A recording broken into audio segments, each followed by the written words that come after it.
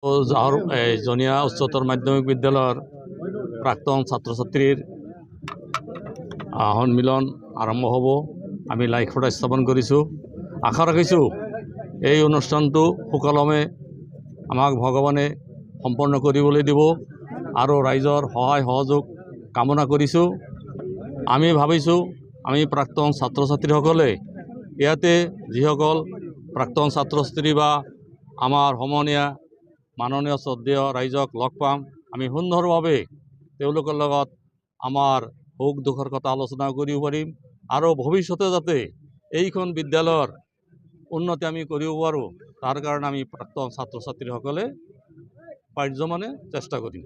এই জনিয়া হাইস্কুলৰ প্ৰাক্তন ছাত্ৰ সন্মিলনীৰ যিটো মিলন সমাৰোহ অহা জানুৱাৰী মাহৰ 10 আৰু 11 তাৰিখে ইয়াতে অনুষ্ঠিত হ'ব।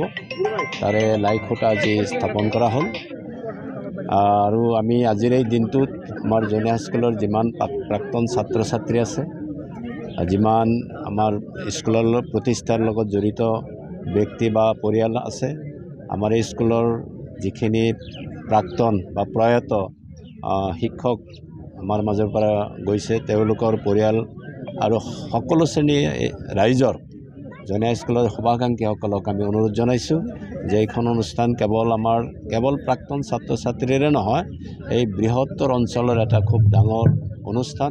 আজি স্কুলখনৰ বয়স 70 বছৰে হ'ল। গতিকে 70 বছৰৰ ইতিহাস, 70 বছৰৰ ছাত্ৰ ছাত্ৰী যিখিনি আমি আছোঁ, সকলোখিনি একত্ৰিত হৈ আমি ইয়াতে নিজৰ মত বিনিময়, ভাৱ বিনিময়, সুখ দুখৰ কথা ইয়াতে কোৱাৰ কাৰণে এটা প্ৰয়াস কৰিছোঁ আৰু তাৰ কাৰণে এই সমাৰোহখন আৰম্ভ কৰা হৈছে। সকলোৰে সহায় সহযোগিতা কামনা কৰিছোঁ।